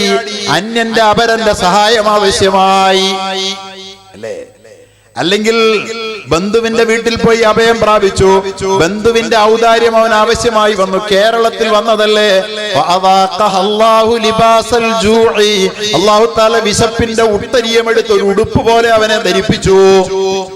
വൽ ഖൗഫി, പേടിയും വന്നു. പ്രളയകാലത്ത് നാം അത് കണ്ടതാണ്. ഇപ്പോഴത്തെ പേടിയേക്കാളും വലിയ പേടിയായിരുന്നു. കാരണം എന്താണെന്നറിയോ? അന്നൊരു വെള്ളിയാഴ്ച തോരാ മഴ കേരളമാകെ പെയ്ത് തിമിർത്ത് പെയ്ത തോരാ മഴയിൽ പല ഭാഗത്തും മക്കളും മരുമക്കളും വേണ്ടപ്പെട്ടവരും പഠിക്കാൻ പോയ വിദ്യാർത്ഥികളായ മക്കളും ഒക്കെ കുടുങ്ങിക്കിടന്നപ്പോൾ അവരെ ഒന്ന് വീട്ടിൽ പോലും എത്തിക്കാൻ കഴിയാതെ പലരും പല വഴികളിൽ പ്രയാസപ്പെട്ടു അല്ലേ, പ്രയാസപ്പെട്ടു. അങ്ങനെ എല്ലാവരും ഭയന്നുപോയി. അന്നത്തെ ഒരു രാത്രിയിൽ മഴ തോരുന്നില്ലെന്ന് കണ്ടപ്പോൾ ആ വെള്ളിയാഴ്ച രാവിലെ പരിശുദ്ധമായ കഅബാലയത്തിലടക്കം ലോകത്തിന്റെ എല്ലാ കോണുകളിലും പള്ളികളിലും പാതിരാത്രി വീടുകളിലും അള്ളാഹുവിന്റെ നേരെ പ്രാർത്ഥനകളുടെ കരങ്ങൾ ഉയർന്നില്ലേ? പേടിച്ചില്ലേ? എന്താ പേടിച്ചേ? ഇപ്പൊ ഇതുകൊണ്ടിരിക്കുന്ന മഴ, ഓരോ പ്രാവശ്യം മഴ മുറുകുമ്പോഴും മനുഷ്യന്റെ മനസ്സിൽ പേടി മുറുകിക്കൊണ്ടിരുന്നു. ഇന്ന് നാം അത് മറന്നുപോയതാണ്. വല്ലാത്ത പേടിയായിരുന്നു അത്. അന്നത്തെ പാതിരാത്രിയിൽ അള്ളാഹു അവന്റെ പ്രത്യേകമായ അനുമതിയോടുകൂടി അനുഗ്രഹത്തോടുകൂടി ആ വെള്ളിയാഴ്ചയുടെ രാത്രിയിൽ അള്ളാഹു താല മഴയെ പിടിച്ചു കെട്ടിയില്ലായിരുന്നുവെങ്കിൽ പ്രിയപ്പെട്ടവരെ കേരളത്തിന്റെ ദുരന്തം അതിലൊടുങ്ങുമായിരുന്നോ? അള്ളാഹു അനുഗ്രഹങ്ങൾ ആവോളം വാരിച്ചോരി തെരിയുമ്പോൾ അതിനോട് അനുഗ്രഹത്തെ നന്ദിയോടുകൂടി പ്രതികരിക്കുന്നതിന് പകരം നന്ദികേട് കാണിക്കുന്ന ആളുകളെ ഒട്ടും താമസിയാതെ അള്ളാഹു താല അവരെ രുചിപ്പിച്ചത് ലിബാസൽ ജൂഇ വൽ ഖൗഫി, പേടിയുടെയും വിശപ്പിന്റെയും ഉടയാടയാണ് ധരിപ്പിച്ചത്. അനുഗ്രഹങ്ങൾ നമുക്ക് അല്ലാഹു തആല തന്നുകൊണ്ടൊരു പരീക്ഷണമുണ്ട്. ആ അനുഗ്രഹത്തിന് നന്ദി ചെയ്യുന്നോ എന്നറിയാൻ വേണ്ടിയിട്ടുള്ള പരീക്ഷണം. ഇനി അനുഗ്രഹത്തിന് നന്ദി ചെയ്തിട്ടില്ലെങ്കിൽ പിന്നെ എന്താ ചെയ്യുക? അല്ലാഹു തആല അനുഗ്രഹത്തെ തിരിച്ചെടുത്തുകൊണ്ട് ഒരു പരീക്ഷണമുണ്ട്. എന്തിനാ? നന്മ കൊടുത്ത് അല്ലാഹു ആദ്യം പരീക്ഷിക്കും. അതിൽ വിജയിക്കുന്നില്ലെന്ന് കണ്ടാൽ അല്ലാഹു തആല ദോഷം കൊടുത്ത് പരീക്ഷിക്കും രണ്ടാമത്. എന്തിനാത്? അള്ളാഹ് ഉത്തരം പറയുന്നുണ്ട്. ലഅല്ലഹും യർജിഊൻ, അവരെന്നോട് അഹദ് ചെയ്തവരാണ്, അവരെന്റെ ലാ ഇലാഹ ഇല്ലല്ലാഹ് പറഞ്ഞവരാണ്, അവർക്ക് സ്വർഗം കൊടുക്കാമെന്ന് ഞാൻ ഓഫർ ചെയ്തതാണ്. പക്ഷെ സ്വർഗത്തിന്റെ പരീക്ഷണത്തിൽ അവർ തോറ്റുപോയതാണ്. അനുഗ്രഹത്തിന്റെ സമയത്ത് അനുഗ്രഹത്തോട് നന്ദി ചെയ്യാൻ കഴിയാഞ്ഞവരാണ്. നമസ്കാരത്തിൽ പോലും കൃത്യത പാലിക്കാത്തവരാണ്. റമദാനിലെ നോമ്പിനെ അവഗണിച്ചവരാണ്. സക്കാത്ത് കണക്ക് നോക്കാൻ അവർ ഒരിക്കൽ പോലും ശ്രമിക്കാതിരുന്നവരാണ്. പൈസ കയ്യിൽ ഉണ്ടായിട്ടും ഹജ്ജ് പോലും ചെയ്യാഞ്ഞവരാണ്. അനുഗ്രഹം കൊടുത്തപ്പോ ചെയ്യേണ്ട വിധത്തിൽ നന്ദി ചെയ്തില്ല എന്ന് മാത്രമല്ല, ഇന്നൽ മുബദ്ദിരീന കാനൂ ഇഖ്വാന ശയാത്തീൻ, ധൂർത്തടിക്കുന്നവൻ, അള്ള കൊടുത്തിരിക്കുന്ന അനുഗ്രഹങ്ങളെ ധൂർത്തടിക്കുന്നവൻ അവൻ ഇബ്ലീസിന്റെ പിശാചിന്റെ കൂട്ടാളിയാണ്. ആദമിന്റെ മക്കളല്ല അവൻ ഇബ്ലീസിന്റെ ആളാണ്. അതുകൊണ്ട് നിങ്ങൾ ധൂർത്തടിക്കരുതേ എന്ന് അള്ള പറഞ്ഞത് ഒട്ടും പരിഗണിക്കാതെ എന്റെ പ്രിയപ്പെട്ടവരെ ധൂർത്തടിച്ചില്ലേ? ഇല്ലെന്ന് പറയാൻ പറ്റുമോ? ഞാനൊക്കെ എറണാകുളത്താ ഉള്ളത്. ഏറ്റവും കൂടുതൽ നമ്മുടെ അവിടെ സിയാൽ 3 ലക്ഷം 5 ലക്ഷം ഒക്കെ വാടക കൊടുത്താൽ മാത്രം കിട്ടുന്ന കൺവെൻഷൻ സെന്ററുകൾ മാത്രം എടുത്ത് കല്യാണം നടത്തുന്ന 100 പേരെ പരിശോധിച്ചാൽ 95 മുസൽമാനാ. 95 മുസൽമാനാ. കാരണം മിക്കവാറും എറണാകുളത്തായതിന്റെ പേരിൽ സിയാലിലും അഡിലക്സിലും ഒക്കെ മിക്കവാറും ഒരാഴ്ച 2 ആഴ്ച കൂടുമ്പോൾ കല്യാണം നടത്താൻ പോകേണ്ടി വരാറുള്ള ആളാണ് ഞാൻ. അപ്പൊ അവിടെ ഒരു ഗ്യാപ്പ് ഹിന്ദുവിനും ക്രിസ്ത്യാനിക്കും കല്യാണം നടത്താണ്ട് ഗ്യാപ്പും കൊടുക്കാറില്ല മുസ്ലിം. ദശലക്ഷക്കണക്കിന് രൂപയുടെ ഹാളെടുത്ത് കല്യാണം നടത്തുക എന്ന ഭ്രാന്ത് ഹിന്ദു സഹോദരങ്ങൾക്ക് ഇത്രയും ഇല്ല, ക്രിസ്ത്യൻ സഹോദരങ്ങൾക്കും ഇത്രയും ഇല്ല. ഈ ഭ്രാന്ത് പണം ധാരാളമായപ്പോൾ മുസൽമാന് വന്നുപോയ ഭ്രാന്തല്ലേ? ഈ ഭ്രാന്തിനെ അല്ലാഹു തആല അനുഗ്രഹം കൊടുത്ത് പരീക്ഷിച്ചപ്പോൾ മോശമായി പ്രതികരിച്ചു പോയവരെ സ്വർഗത്തിൽ എത്തിക്കാമെന്ന് അല്ലാഹു തആല കൊടുത്തിരിക്കുന്ന ഒരു ഓഫറുണ്ട്. ലാ ഇലാഹ ഇല്ലല്ലാഹുടെ ഓഫറാണ്. ലാ ഇലാഹ ഇല്ലല്ലാഹ് പറഞ്ഞാണല്ലോ. ലാ ഇലാഹ ഇല്ലല്ലാഹ് പറഞ്ഞല്ലേ അല്ലാഹുവിന്റെ ഏകത്വം അംഗീകരിച്ചവനല്ലേ? പക്ഷേ അനുഗ്രഹം കൊടുത്തൊരു പരീക്ഷണമുണ്ട്. ആ പരീക്ഷണത്തിൽ തോറ്റുപോയാൽ പിന്നെ പരീക്ഷിക്കുന്ന ദോഷം കൊടുത്തിട്ടാണ്. പിന്നെ പരീക്ഷിക്കുന്ന എങ്ങനെയാ? ദോഷം കൊടുത്തിട്ടാ. സങ്കടപ്പെട്ടിട്ട് കാര്യമൊന്നുമില്ല. പഴയതിലേക്ക് തിരിച്ചു വരണം. പെട്ടെന്നൊന്നും വിചാരിച്ചാൽ നടക്കൂല. ദോഷം അതിൻ്റെതായ ദോഷം എങ്ങനെയൊക്കെ വരും. അള്ള പറയുന്നുണ്ട്, പരീക്ഷണമില്ലാത്ത ഇസ്ലാമില്ല കൂട്ടരെ. പരീക്ഷണമില്ലാത്തവന് സ്വർഗമില്ലെന്നറിയണം സഹോദരങ്ങളെ. പരീക്ഷണത്തിന്റെ സമ്മാനമാണ് സ്വർഗം. അതത്രയും വിശാലമാണ്, അത്ര അനുഗ്രഹീതമാണ്. മിനിമം ഒരു സ്വർഗവാസിക്ക് കിട്ടുന്ന സ്വർഗം ഈ ഭൂമിയുടെ 10 മടങ്ങല്ലേ. ഒരു സ്വർഗവാസിക്ക് അല്ലാഹു തആല കൊടുക്കുന്ന സ്വർഗം എത്രയാ? ഉണ്ടല്ലോ കയ്യില് ആവശ്യം പോലെ. ഞാൻ നേരത്തെ പറഞ്ഞ കണക്കില്ലേ, ഭൂമിയേക്കാൾ 13.5 ലക്ഷം ഇരട്ടി വലിപ്പമാണ് സൂര്യന്. അതുപോലത്തെ 10,000 കോടി സൗരയൂഥങ്ങളാ, അതുപോലത്തെ 20,000 കോടി ഗാലക്സികളാ. ഇതൊക്കെ എന്തിനാ പടച്ചിട്ടിരിക്കുന്നെന്ന് പറയാൻ ഒരുത്തനും അറിയില്ല. ഇതൊക്കെ എന്തിനാ? ഭൂമി അതൊക്കെ അത് നമുക്ക് ജീവിക്കാനാ. പക്ഷെ ഈ പടയ്ക്കപ്പെട്ട ഈ മഹാപ്രപഞ്ചങ്ങളൊക്കെ എന്തിനാന്ന് ആർക്കും അറിയില്ല. 14 നൂറ്റാണ്ട് മുഹമ്മദ് റസൂലുള്ളാഹി പറഞ്ഞു, മിനിമം മുഅ്മിനിന് അല്ലാഹു കൊടുക്കുന്ന സ്വർഗത്തിന് ഭൂമിയുടെ 10 ഇരട്ടി വലിപ്പമുണ്ടെന്ന് മുഹമ്മദ് റസൂലുള്ളാഹി. മിനിമം. നഷ്ടമുണ്ടോ? ഇനി മരിച്ചാലെന്താ? ഷഹീദായാലെന്താ? നീ കോൺസെൻട്രേഷൻ ക്യാമ്പിൽ പോയാലെന്താ? അല്ലാഹു കാക്കട്ടെ. ഡിറ്റൻഷൻ ക്യാമ്പിൽ പോയാ എന്താ? അതിന്റെ പേരിൽ കിട്ടാൻ പോകുന്നത് 10 സെന്റ് അല്ല, 1 ഏക്കറല്ല, അല്ലെങ്കിൽ ഒരു 5 ഏക്കർ തോട്ടമല്ല. ഈ മഹാഭൂമിയുടെ ഈ സമുദ്രങ്ങൾ അലറി വിളിക്കുന്ന, അലമാലകൾ അലറി വിളിക്കുന്ന സമുദ്രങ്ങളുള്ള ഭൂമിയുടെ, അമ്പിളി അമ്മാവനോടക്കം പറയുന്ന ഹിമാലയം 80 കിലോമീറ്റർ ഉയരത്തിൽ തലയുയർത്തി നിൽക്കുന്ന ഈ ഭൂമിയുടെ, അതുപോലെ തന്നെ സഹാറ പോലുള്ള 100 കണക്കിന് 1000 കിലോമീറ്റർ പരന്നു കിടക്കുന്ന സമതലങ്ങളുള്ള ഈ മഹാഭൂമിയുടെ 10 ഇരട്ടി വലിപ്പമുള്ള സ്വർഗം കുറഞ്ഞ പക്ഷം ഒരു മുസ്ലിമിന് ഞാൻ നൽകുമെന്ന് അള്ളാഹു പറയുന്നുവെന്ന് മുഹമ്മദ് മുസ്തഫ സല്ലല്ലാഹു അലൈഹി വസല്ലം പറയുമ്പോ, സ്വർഗത്തിന് ഒരു പരീക്ഷയുണ്ട് ഇവിടെ. ആ സ്വർഗത്തിന്റെ പരീക്ഷയിലാണ് മുസൽമാൻ. ആ മുസൽമാൻ അള്ളാഹ് അനുഗ്രഹം കൊടുത്തു. എവിടേക്ക് അനുഗ്രഹം കൊടുത്തേ? ഇവിടെ കേരളത്തിന്റെ കഥ ഞാനിപ്പോ പറഞ്ഞതേ ഉള്ളൂ. ഇപ്പൊ പരീക്ഷണം അനുഭവിക്കുന്ന എല്ലാ രാജ്യത്തും അള്ളാഹു തആല അനുഗ്രഹം. കാശ്മീരിൽ കൊടുത്തില്ലേ? സൗന്ദര്യം, അതുപോലെ തന്നെ ഏറ്റവും മനോഹരമായ പഴങ്ങൾ, ഏറ്റവും നല്ല സൗന്ദര്യം, നല്ല യോഗ്യതകളൊക്കെ ഉള്ളതായിരുന്നു. പക്ഷേ കാശ്മീരിന്റെ ഇന്നലകളെ കുറിച്ച് അറിയാവുന്നവർക്കറിയാം, അവർ ആ അനുഗ്രഹങ്ങളോട് വേണ്ട വിധം നന്ദി ചെയ്തില്ല. കാശ്മീർ എന്നൊരു പീഡന പർവ്വതമാണ്. പ്രിയപ്പെട്ടവരെ, ഫലസ്തീൻ ഓർത്ത് നോക്കുക. ഫലസ്തീൻ ലോകത്തെ ഏറ്റവും സുന്ദരന്മാരാണ്. ഫലസ്തീന്റെ മണ്ണിന്ന് ലോക ഭൂപടത്തിൽ നിന്ന് അവർ പിടിച്ചെടുക്കാൻ ശ്രമിച്ചു, സ്വന്തമാക്കാൻ ശ്രമിക്കുന്ന ജൂതന്റെ സെറ്റിൽമെന്റ് നടക്കുന്ന പ്രദേശം പോയി കണ്ടവനാണ് ഞാൻ. ഈ ഭൂമിയിലെ ഏറ്റവും മനോഹരമായ ഭൂപ്രദേശത്താണ് അല്ലാഹു അവരെ താമസിപ്പിച്ചത്. അവർക്ക് അല്ലാഹു തആല ഈമാൻ കൊടുത്തവരായിരുന്നു, സൗന്ദര്യം കൊടുത്തവരായിരുന്നു, സമ്പത്ത് കൊടുത്തവരായിരുന്നു, ലോകത്തെ ഏറ്റവും വിദ്യാസമ്പന്നരായ സമൂഹവും അവരായിരുന്നു, ഭൗതിക വിദ്യ. പക്ഷേ പ്രവാചകന്റെ ആ മക്കൾ അള്ളാഹുവിനെ മറന്നുപോയതിന്റെ ഫലമായി അവരിന്ന് അനുഭവിക്കുന്ന അദാബല്ലേ. ഇറാഖ് അനുഗ്രഹം കൊടുത്ത് പരീക്ഷിച്ചില്ല. എവിടെയെങ്കിലും അനുഗ്രഹം കൊടുക്കാതിരുന്നോ? ഇറാഖ് എത്ര സുഖസമൃദ്ധമായിരുന്നു, സമ്പൽ സമൃദ്ധമായിരുന്നു. സദ്ദാം ഹുസൈൻ എന്ന് പറയുന്ന ഭരണാധികാരി അവിടെ ഉണ്ടായിരുന്നു. ആ രാജ്യത്തിന് കുഴപ്പമൊന്നും ഉണ്ടായിരുന്നില്ല. പക്ഷേ യഥാ രാജ തഥാ പ്രജ, ഭരണാധികാരിയും ഭരണീയരും ഒന്നുപോലെ. അള്ളാഹു വേണ്ടെന്ന് പറഞ്ഞ നഹ്നു നത്റുകു ഹാദൽ കിതാബ്, ഈ ഖുർആനെ ഉയർത്തിപ്പിടിച്ചുകൊണ്ട് ഞാനിത് വലിച്ചെറിയുന്നു എന്ന് പ്രഖ്യാപിച്ച ഭരണാധികാരി. സദ്ദാമിനൊരു കാലം അങ്ങനെ ഉണ്ടായിരുന്നു. അള്ളാഹ് പുറത്തു കൊടുക്കട്ടെ. അവസാന ഈമാനോട് മരിച്ചു, സ്വർഗം കിട്ടി, അൽഹംദുലില്ലാഹ്. അതാണ് വബലൗനാഹും, നന്മ കൊടുത്ത് അള്ളാഹ് പരീക്ഷിച്ചപ്പോൾ നഹ്നു നത്റുകു ഹാദൽ കിതാബ് എന്ന് പറഞ്ഞ് തന്റെ കമ്മ്യൂണിസ്റ്റ് ആശയത്തിൽ അധിഷ്ഠിതമായ ബഅ്സ് പാർട്ടി കെട്ടിപ്പടുത്ത് അള്ളയെ തള്ളിപ്പറഞ്ഞ് നാടൊട്ടുക്കും തന്റെ പ്രതിമകൾ സ്ഥാപിച്ച അനിസ്ലാമികമായ തേർവാഴ്ച നടത്തിയ സദ്ദാം ഹുസൈൻ ഇറാഖി ജനത വെറുതെ അനുഭവിക്കാന്ന് വിചാരിച്ച അല്ലാഹു തആല അവർക്ക് അനുഗ്രഹങ്ങളുടെ കാനത്ത് ഖറിയത്തൻ ആമിനത്തൻ മുത്മഇന്ന, സുഖസമൃദ്ധമായ നിർഭീതമായ ശാന്തമായ ഒരു ജീവിതം കൊടുക്കാത്ത ഒരു നാടും ഇസ്ലാമിക ലോകത്തില്ല. ഇന്ന് പരീക്ഷിക്കപ്പെടുന്ന നാടുകൾ എല്ലാവർക്കും കൊടുത്തു. അല്ലാഹ് ഗൾഫ് മൊത്തം എടുത്തോ? ഗൾഫിന് അല്ലാഹ് കൊടുത്തതെന്താ?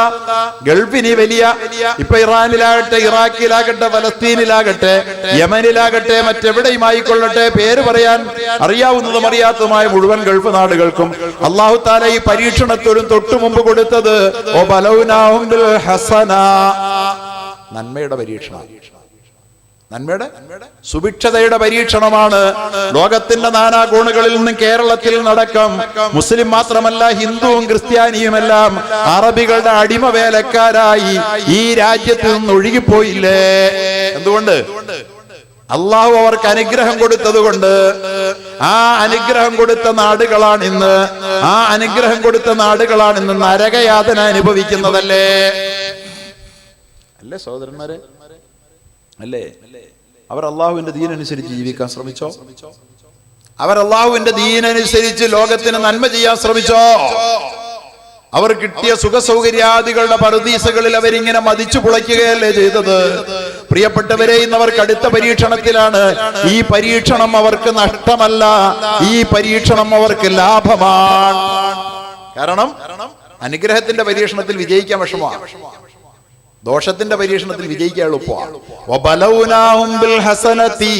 നന്മ കൊണ്ട് മുസ്ലിങ്ങളെ നിങ്ങളെ പരീക്ഷിക്കുമെന്നല്ല പറഞ്ഞു നിർത്തിയിരുന്നെങ്കിൽ നമുക്ക് സംശയം വരുമായിരുന്നു. പക്ഷേ അല്ല പറയുകയാ, ചീത്ത കൊണ്ട് നന്മ തന്നിട്ട് നിങ്ങൾ വിജയിച്ചില്ലെന്ന് കണ്ടാൽ ചീത്ത തന്ന് നിങ്ങളെ നാം പരീക്ഷിക്കും കേട്ടോ. സംശയം വേണ്ട. കേരളത്തിൽ, ഇന്ത്യയിലുള്ള മുസ്ലിമീങ്ങൾക്ക് അള്ളാഹു ഭയരഹിതമായ സന്തോഷമുള്ള ജീവിതത്തിന്റെ എല്ലാ സുഖ കാലാവസ്ഥയും തന്നു. പക്ഷെ നമുക്ക് അള്ളാഹോ അവന്റെ ദീനോ ഒന്നും പ്രശ്നമല്ലായിരുന്നു. നേരത്തെ ഇവിടെ പറയുണ്ടായി നമ്മുടെ നേരെ വന്ന NRCക്ക് മുമ്പ് നമ്മുടെ മുമ്പ് ഒരുപാട് പ്രശ്നങ്ങൾ വന്നായിരുന്നല്ലോ. എന്തെങ്കിലും അന്ന് നമ്മൾ ഇളകിയോ? നമ്മൾ ചലിച്ചോ? നമ്മുടെ സുഖജീവിതത്തിന് ഒരു തടസ്സവും ഇല്ല എന്നുള്ളതിന്റെ പേരില് നമ്മുടെ ഈ രാജ്യത്ത് എന്തെല്ലാം പരിപാടികൾ നടത്തിക്കൊണ്ടു. നമ്മുടെ ബാബരി മസ്ജിദ് പൊളിച്ചു, അല്ലേ? നമ്മള് ഇതിനെതിരിൽ പ്രതിഷേധിക്കണമല്ലോ. ഉടനെ നമ്മൾ ഇറങ്ങി പാടുംപൊളി എടുക്കണമെന്ന് നമ്മൾ പറയുന്നില്ല. പക്ഷെ അത് തെറ്റാണെന്ന് പറയാൻ 25 കൊല്ലം നമ്മൾ മൗനത്തിന്റെ വാൽമീകത്തിൽ ഒളിച്ചു. എല്ലാം കോടതിയെ ഏൽപ്പിച്ചിട്ട് നമ്മള് ഒളിച്ച് വഴിമാറി നടന്നു. അവസാനം കോടതി കണ്ടു ഇവർക്കിതൊന്നും പ്രശ്നമല്ല എന്ന് വിധി പറഞ്ഞു. വിധി പറഞ്ഞപ്പോഴോ ഏറ്റവും ഹീനമായ വിധി, ഒരു നീതിക്കും ചേരാത്ത വിധി, ഒരു ലോജിക്കിനും ചേരാത്ത വിധി.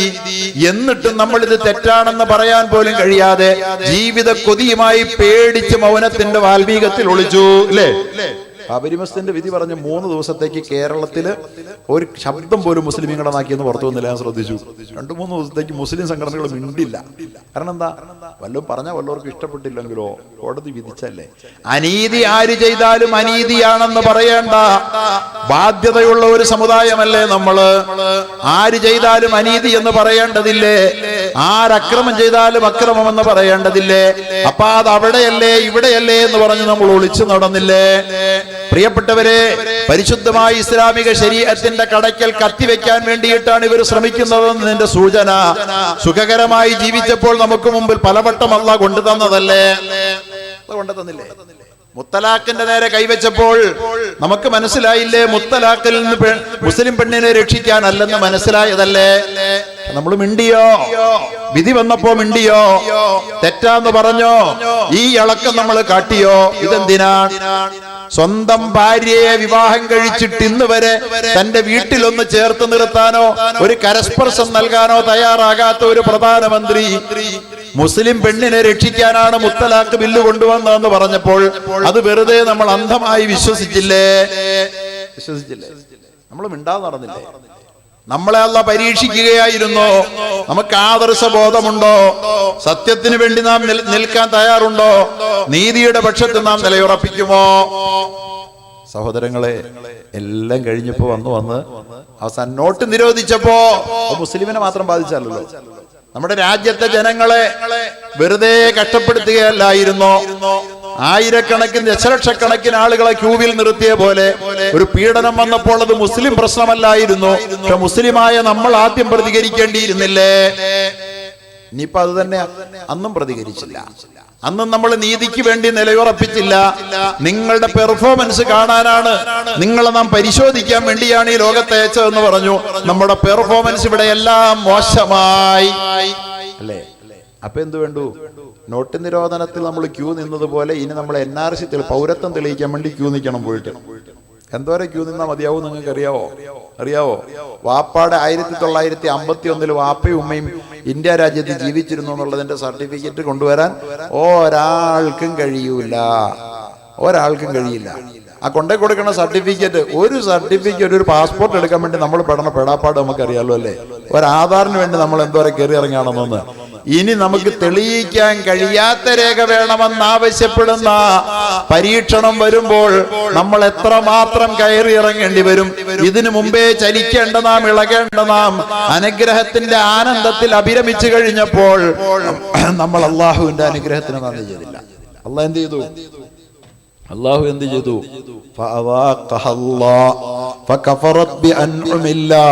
അള്ളാഹുവിന്റെ അനുഗ്രഹം കാണിച്ചപ്പോൾ അള്ളാഹു തആലയുടെ അനുഗ്രഹത്തോട് നന്ദി കേട് കാണിച്ചപ്പോൾ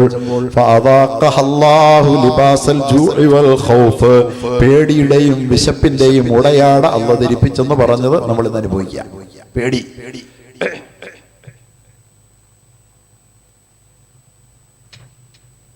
എല്ലാവരും ചോദിക്കുക, എന്ത് ചെയ്യും ഉസ്താദ്, എന്തെങ്കിലും ഉണ്ടോ പരിഹാരം? എല്ലാ ദിവസവും കാണുന്ന ആളുകളൊക്കെ ചോദിക്കുന്നത് എന്തെങ്കിലും പരിഹാരം ഉണ്ടോ എന്നാണ്. എന്തെങ്കിലും പരിഹാരം. ഞാൻ പറഞ്ഞു, നമ്മുടെ കോൺഗ്രസ് പാർട്ടിയോട് ചോദിക്കാം, അവർക്ക് വല്ല പരിഹാരം ഉണ്ടെങ്കിൽ അവർ പറയട്ടെ. അല്ല നമുക്ക് മാർക്സിസ്റ്റ് പാർട്ടിയോട് ചോദിക്കാം, അവർക്ക് എന്തെങ്കിലും പരിഹാരം ഉണ്ടെങ്കിൽ പറയട്ടെ. അല്ല നമുക്ക് മുസ്ലിം ലീഗിനോട് ചോദിക്കാം, അല്ല നമുക്ക് PDPയോട് ചോദിക്കാം. ആരുടെയും സൊല്യൂഷൻ ഒന്നുമില്ല. പ്രതിഷേധിക്കുന്നുണ്ടല്ലോ എല്ലാവരും നമ്മുടെ കൂടെ ഉണ്ട്. അൽഹംദുലില്ലാഹ്, അതന്നെ നല്ല കാര്യം അല്ലേ? ബഹുമാനപ്പെട്ട കബീർ ഉസ്താദ് പറഞ്ഞ പോലെ ഇതിനകത്ത് നമുക്ക് കിട്ടിയ ഒരു വലിയ അനുഗ്രഹം എന്താ? നമ്മുടെ കൂടെ നടക്കുകയും കുതികാല് ചവിട്ടുകയും ചെയ്യുന്നവരാരാണെന്ന് തിരിച്ചറിയാനും അല്ലാഹു തആല നമുക്ക് അവസരം തന്നു അല്ലേ? അങ്ങനെ ഉണ്ടൊരു വിഭാഗം. പക്ഷേ നമ്മള് ഒപ്പമാണെന്ന് പോലും വിചാരിക്കാതിരുന്നിട്ടും നിങ്ങളുടെ ഒരു ജീവൻ മരണ പ്രതിസന്ധി വന്നപ്പോൾ, നിങ്ങളുടെ നിലനിൽപ്പിന്റെ പ്രശ്നം വന്നപ്പോൾ ഞങ്ങൾ നിങ്ങളോടൊപ്പമുണ്ടെന്ന് തെളിയിച്ചുകൊണ്ട് കേരളത്തിലെ മതജാതി വ്യത്യാസമില്ലാത്ത ജനത നമ്മളോടൊപ്പം നിന്നത് നമ്മൾ കണ്ടു അല്ലേ? അത് അല്ലാഹു തആല നമുക്ക് തന്ന ഒരു വലിയ അനുഗ്രഹം. ഇതൊക്കെ നമ്മൾ തിരിച്ചറിയണം. നമ്മുടെ രാജ്യത്ത് ഐക്യത്തിന്റെ, സ്നേഹത്തിന്റെ, സഹവർത്തിത്വത്തിന്റെ ഒരന്തരീക്ഷം കെട്ടിപ്പടുക്കാൻ ഈ പരീക്ഷണം കൊണ്ട് കഴിഞ്ഞു. അതുപോലെ തന്നെ നരേന്ദ്രമോദിയും അമിത്ഷായും ഇന്ത്യ രാജ്യത്ത് നടപ്പിൽ വരുത്താൻ ശ്രമിച്ചുകൊണ്ടിരുന്ന നടപടികളുടെ നേരെ ആർക്കും മിണ്ടിക്കൂടാ, പ്രതിഷേധിച്ചുകൂടാ എന്ന ഒരു അന്തരീക്ഷത്തെ, ഒരു ഭീതിയുടെ അന്തരീക്ഷം നമ്മുടെ രാജ്യത്ത് നിലനിന്നിരുന്നു അല്ലെ? ഒന്നിനോടും ആരും മിണ്ടിക്കൂടാ. മിണ്ടിയാൽ എന്തോ സംഭവിക്കും. എല്ലാരും ഭയന്ന് വിറച്ചു നിന്നിരുന്നു, ഭയവിഹ്വലരായിരുന്നു. അല്ലാഹു തആല എന്ത് ചെയ്തു? ഇന്ന് കേരളത്തിലെ കൊച്ചു കുട്ടികൾ പോലും നരേന്ദ്രമോദിയെയും അമിത്ഷയെയും വിമർശിക്കാൻ യാതൊരു ഭയപ്പാടുമില്ലാത്ത വിധത്തിലേക്ക് ഇന്ത്യ രാജ്യത്തിന്റെ സാമൂഹിക അന്തരീക്ഷം മാറ്റി തീർത്തു അല്ലേ? പച്ചയ്ക്ക് പറയാ. പലർക്കും പേടിയുണ്ടോ? ആണുങ്ങൾ മടിച്ചു നിന്നിടത്ത് യൂണിവേഴ്സിറ്റികളിൽ പഠിക്കുന്ന, ഡൽഹിയിലും ജാമിയ മില്ലിയയിലും ഒക്കെ പഠിക്കുന്ന യൂണിവേഴ്സിറ്റിയിലെ വിദ്യാർത്ഥികൾ മാത്രമല്ല, വിദ്യാർത്ഥിനികൾ പോലും അമിത്ഷായുടെയും യോഗിയുടെയും പോലീസിന്റെ വിരൽ ചൂണ്ടി, വിരൽ മുനയിൽ, വിരൽ തുമ്പിൽ പോലീസിന് നിർത്തുന്ന വിധത്തിൽ തന്റെ ഇടം ആർജിച്ചു അല്ലേ? ഇത് തന്നെയാ ഉമ്മത്തിന് വേണ്ടത്, ഈ തന്റെ ഇടം. ഇതുവരെ പേടിയായിരുന്നു. ബാബരി മസ്ജിദ് പൊളിഞ്ഞാലും വേണ്ടില്ല, ബാബരി മസ്ജിദ് പൊളിച്ചവർക്ക് കൊടുത്തു എന്ന് പറഞ്ഞാലും വേണ്ടില്ല, മുത്തലാഖ് നടത്തിയാലും വേണ്ടില്ല, വല്ലതും മിണ്ടിയാ വല്ലതും സംഭവിക്കുവോ? പേടിയായിരുന്നു. പേടി. ഒരു IAS ഓഫീസറായിരുന്ന ആള് പിന്നെ MLA ആയി, ഇപ്പൊ വേറെ എടുത്താ. അദ്ദേഹം ഞാനുമായിട്ട് ഇങ്ങനെ ഇരുന്ന് പലപ്പോഴും വർത്താനം പറയാറുണ്ട്. അദ്ദേഹം പറഞ്ഞു, ഇതെന്റെ സ്വകാര്യ സംഭാഷണം, ആളെ ഞാൻ പറയാത്തത് സ്വകാര്യം പറഞ്ഞാൽ അതിന്റെ പേരില്ല. മതം ഒന്നുണ്ടെങ്കിൽ അത് ഇസ്ലാം തന്നെയാണെന്ന് എനിക്കറിയാം മൗലവി എന്ന്. പക്ഷെ വിശ്വസിക്കൂല. കാരണം എന്താ? ലൗലൽ മലാമ, ആളുകൾ ആക്ഷേപിക്കും. അവ ഹിസാറു മസബത്തി, മതം മാറിപ്പോയവനാണെന്ന് ആളുകൾ പറയും. ഇത്രേ ഉള്ളൂ. ഇന്നലെ ഒരു സുഹൃത്ത് എന്നോട് പറഞ്ഞു, ഒരു MLA, അയാൾ പറഞ്ഞു, സത്യത്തിൽ ഞാൻ ഏതെങ്കിലും ഒരു മതത്തിലേക്ക് മാറിയാൽ, ഞാൻ ഇപ്പോൾ ഉള്ള മതത്തിൽ എനിക്ക് വലിയ വിശ്വാസമൊന്നുമില്ല, മാറിയാൽ ഇസ്ലാമിലേക്ക് മാറുള്ളൂ എന്ന് പറഞ്ഞു. ഇങ്ങനെ എല്ലാരും പറയുന്നവരാ. പക്ഷേ ഈ മാറാൻ ആഗ്രഹിക്കുന്നവരെങ്ങാനും മാറിയാലോ എന്ന് ഭയപ്പെട്ടിട്ടാണ് മോഡി മുസ്ലിമീങ്ങളെ അടിച്ചമർത്താൻ ശ്രമിക്കുന്നത്. ഇസ്ലാമിലേക്ക് പോയാൽ നിങ്ങൾക്ക് രക്ഷയില്ലെന്ന് പറഞ്ഞു. അത്രേ ഉള്ളൂ, വേറെ കാര്യമൊന്നുമില്ല. ലോകം മുഴുവൻ ഉള്ളിൽ ഈ ഒരു പറ്റം ഇബിലീസിയൻ ശക്തികൾ ഒഴികെ അത് ലോകത്തില്ലാതാവും. നമ്മൾ ആരും ആഗ്രഹിക്കണ്ട കേട്ടോ. ഇബിലീസ് ലോകത്തില്ലാതാവുമോ? ഇല്ല. അതുകൊണ്ട് തന്നെ ഇബിലീസിന്റെ ശക്തികളായ ട്രംപ് ഇല്ലാതാകൂല. ഇബിലീസിന്റെ ആളായ നെതന്യാഹു ഇല്ലാതാകുവോ? ഇബിലീസിന്റെ ആള് മോഡി ഇല്ലാതാകുവോ? ഉണ്ട്. ഇബിലീസിന്റെ ശക്തി ഇസ്ലാമും തമ്മിൽ എന്നും പോരാട്ടത്തില. അതുകൊണ്ട് അത് അങ്ങനെ തന്നെ നടന്നോട്ടെ. ദേ ഇബിലീസ് വന്നു എന്ന് പറഞ്ഞ് നമ്മൾ നിലവിളിക്കണ്ടല്ലോ. ഇബിലീസിനെ വിട്ടിട്ട് ആദമിനെ വിട്ട് ഇങ്ങോട്ട് ഉണ്ട്. ഇബിലീസ് ഇവിടെ ഉണ്ട്. ഇബിലീസിന് അനുയായികളുണ്ട്. അത് എണ്ണത്തിൽ എത്ര കുറവൊന്നുമല്ല. എല്ലാ കാലത്തും പ്രവാചകന്മാർ പൊരുതിയത് ഈ ഇബിലീസിയൻ ശക്തികളോടാണ്. വിജയിച്ചതും അവർ തന്നെയാണ്. ഇന്ന ഖാറൂന കാന ഇന്ന ഫിർഔന അലാ ഫിൽ അർളി. ഫറോവ മൂസ നബിയോട് പൊരുതിയില്ലേ? ഇബിലീസിന്റെ പ്രതിനിധിയായ ഫിർഔൻ ഇന്ന് ഈജിപ്തിലെ റോയൽ മ്യൂസിയത്തിൽ ഒരു വിറക് കൊള്ളിയെ പോലെ ഉണങ്ങി വെറുങ്ങലിച്ചു കിടക്കുന്ന ഫിർഔൻ ഞാൻ കണ്ടതാണ്. ആരാ? ഇബ്ലീസിന് വേണ്ടി പിണിയാളായി പ്രവർത്തിച്ച ലോക ചരിത്രത്തിലെ കിങ്കരന്മാരെ അല്ലാഹു തആല പരിചയപ്പെടുത്തുമ്പോ പറയുന്ന ഒരുത്തനാണ് ഫിർഔൻ. ആ ഫിർഔൻ അലാ ഫിൽ അർളി, അവൻ ഭൂമിയിൽ ലോക പോലീസായി ചമഞ്ഞു. അലാ ഫിൽ അർൾ, അവൻ ലോക പോലീസാന്ന് പറഞ്ഞു. ഫിർഔൻ അന്ന് ഞാനാണ് ലോക പോലീസ്. ട്രംപും ഫിർഔനും തുല്യാണ് ലോക പോലീസ്. ഞാനാണ് ലോകം ഭരിക്കുന്നവൻ. അതുകൊണ്ട് എന്റെ തീട്ടൂരം നിങ്ങൾ കേട്ടോണം. അലാ ഫിൽ അർളി വജഅല അഹ്ലഹാ ശിയഅ, അവന്റെ ഭരണ നയം ഡിവൈഡ് ആൻഡ് റൂളായിരുന്നു. ഖുർആൻ വളരെ പച്ചയായി ഇതിങ്ങനെ തന്നെ പറഞ്ഞു തരണം. അവൻ ജനങ്ങളെ ഭിന്നിപ്പിച്ച് ഭരിച്ചു. ബ്രിട്ടീഷ് ശക്തികൾ ഇബ്ലീസിന്റെ ശക്തികളാണ്. അവർ ഭിന്നിപ്പിച്ച് ഭരിച്ചു. Divide and rule. Trump divide and റൂളാണ്. ഇബ്ലീസിന്റെ ശക്തിയാണ്. ഇബ്ലീസിന്റെ ശക്തിയാണ്. മോഡി ഇബ്ലീസിന്റെ ആളാണ്. മോഡി ഇബ്ലീസിന്റെ ആളാണ്. വേറെ കാര്യമൊന്നുമില്ല. ഇബ്ലീസിന്റെ ആൾ ഇവിടെ ഉണ്ടായി എന്നുള്ളതിൽ അത്ഭുതപ്പെടാനൊന്നുമില്ല. ഇബ്ലീസ് മരിച്ചു പോയിട്ടില്ല. ഇബ്ലീസിന്റെ അനുയായികളും മരിച്ചു പോകില്ല. അത് ലക്ഷങ്ങളും കോടികളും ഉണ്ടാകും. പക്ഷെ ഇബ്ലീസ് വിജയിക്കില്ല. അന്തിമമായി ഇബ്ലീസിന്റെ അനുയായികളും വിജയിക്കില്ല. കാരണം എന്താണ്? ലോക പോലീസായ ചമഞ്ഞ ഫറോവ, ജനങ്ങളെ ഭിന്നിപ്പിച്ച് ഭരിച്ച ഫറോവ, ഒരു മതവിഭാഗത്തെ അടിച്ചമർത്തിയ ഫറോവ. ഖുർആനിൽ അല്ലാഹു തആല ഫിർഔന്റെ സ്വഭാവങ്ങൾ പറയാം. അത് തന്നെയല്ലേ ഇവിടെ ചെയ്തുകൊണ്ടിരിക്കുന്നത്. പിന്നെയോ ആൺകുട്ടികളെ അറുകല ചെയ്ത ഫറോവ, ഹാഫിള് ജുനൈദിനെ ട്രെയിനിൽ നിന്ന് തള്ളിയിട്ട് കൊന്ന, ആ മാടുമായി പോയി എന്ന് പറഞ്ഞ് ജാർഖണ്ഡിൽ 13 വയസ്സുള്ള ഒരു ബാലനെ മോബ് ലിഞ്ചിങ്ങിലൂടെ ആൾക്കൂട്ടം തല്ലിച്ചതച്ച് മരത്തിൽ കെട്ടിക്കുതുക്കിയ, അങ്ങനെ ആൺകുട്ടികളെ മുഹമ്മദ് അഖ്ലാഖിനെ അടക്കം ആണുങ്ങളെയും ആൺകുട്ടികളെയും തല്ലിക്കൊന്നുകൊണ്ടിരിക്കുന്ന, ഇപ്പോഴും യൂണിവേഴ്സിറ്റികളിൽ കയറി ചെന്നിട്ട് മുഖം മൂടി അണിഞ്ഞുകൊണ്ട് ആൺകുട്ടികളെ തല്ലിക്കൊന്നുകൊണ്ടിരിക്കുന്ന പെൺകുട്ടികളെയും ഉണ്ട്. തല്ലിക്കൊന്നുകൊണ്ടിരിക്കുന്ന ഇബ്ലീസിയൻ ശക്തി, ഫിർഔന്റെ ശക്തി അല്ലാഹു തആല അവരെ പരിചയപ്പെടുത്തി. അവർ കൊല്ലുമായിരുന്നു. വയസ്തഹിയ നിസാഅഹും, സ്ത്രീകളെ ജീവിക്കാൻ അനുവദിക്കാൻ, അവരെ മാനഭംഗപ്പെടുത്താൻ. വയസ്തഹിയ നിസാഅഹും ഇന്നഹു കാന മിനൽ മുഫ്സിദീൻ, അവൻ കലാപകാരിയായിരുന്നു. ഇതൊക്കെ മിടുക്കല്ല. ഇങ്ങനെയൊക്കെ ഏതെങ്കിലും ഒരു ഭരണാധികാരി കാണിച്ച അവനെന്തോ വലിയ ഹീറോ ആണെന്നാ ചില ആളുകൾ വിചാരിച്ചിരിക്കുന്നത്. അല്ലാഹു പറയാ അവൻ ഹീറോ അല്ല, അവൻ കലാപകാരിയാണ്. കലാപകാരികൾ കുറെ കാലം അങ്ങനെ ചെയ്തോണ്ടിരിക്കും. ഹിറ്റ്ലർ ഹീറോ അല്ലല്ലോ, സീറോ അല്ലേ? അവൻ കലാപകാരിയായിരുന്നില്ലേ? 60 ലക്ഷം ജൂതന്മാരെ വറുത്തെടുത്തില്ലേ? കടല വറുക്കും പോലെ ഗ്യാസ് ചേമ്പറിൽ. ഹിറ്റ്ലർ സ്വന്തം തിരുനെറ്റിയിൽ നിറയൊഴിച്ച് ചത്തില്ലേ?